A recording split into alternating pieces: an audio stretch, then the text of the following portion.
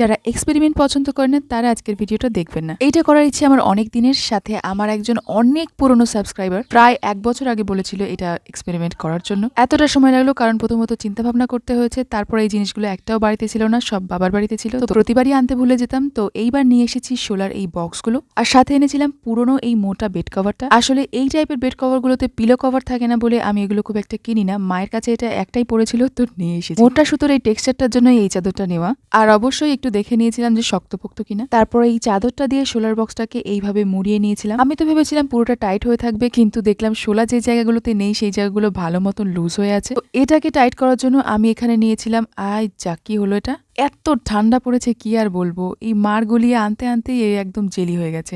আবার গেলাম এটাকে নরম করতে। এটা হলো অ্যারোরুটের মার, মানে অ্যারোরুট জল দিয়ে গলিয়ে ট্রান্সপারেন্ট হওয়া পর্যন্ত ফোটাতে হবে, তারপর ছেঁকে নিয়ে ব্যবহার করতে হবে। কিন্তু আমি আজকে কি করছি কি জানি, ছেঁকে টেকে তো নিলাম না, কি একটা অবস্থা হয়ে যাচ্ছে। এর চেহারা দেখে হঠাৎ করে আমার মায়ের কথা মনে পড়লো, কারণ মা বলেছিল এক্সপেরিমেন্টাল কিছু করতে হলে সবসময় ছোটখাটো জিনিসের উপর করা উচিত। তো তুমি এখন সাইডে সরো, তোমার চেহারা আমার আর দেখতে ইচ্ছা করছে না। এত কষ্ট করে বয়ে নিয়ে আসলাম, সারা পাড়ার লোকও জানলো যে এই জিনিস আমার বাবার বাড়ি থেকে আনে। সেই জিনিস যদি ফেল হয় কেমন রাগটা ধরে। তো আর কি করা যাবে, এখন আমি নিয়েছি শক্তপোক্ত কার্ডবোর্ড, সেটাকেই এরকম ছোট ছোট পিস করে কেটে ক্যানভাস বানাচ্ছি। এই হলো একটা যেটায় চেরি ফল আছে, আর একটা হলো এরকম ফুলের মতন, আর একটা এরকম প্লেনটাকে দেখে মনে হচ্ছিল এখনই ক্যানভাসের মতন কাজ করা যাবে। তবে তার আগে আমি 1 কোট জেসো অ্যাপ্লাই করে নিয়েছি। জেসোটাকে জাস্ট বোতলটাকে শেক করে ইউজ করতাম, কিন্তু আজকে দেখি ও মা, কি এগুলো কি, তার মানে আমার সাদা রঙের বোতলের নিচেও এই অবস্থা। তাই বলি যে রংটা এত পাতলা। আমি আগে কখনো ক্যানভাসের উপরে কাজ করিনি, তো এই জেসো লাগানোর পদ্ধতি মানে ব্রাশের স্ট্রোকগুলো উল্টোপাল্টা হলে একটু মাফ করে দেবেন। জেসোটা আমি এখানে 2 বার অ্যাপ্লাই করেছি। এই ক্যানভাস দুটোর কাপড়ে একটুখানি কালার আছে বলে আমি এখানে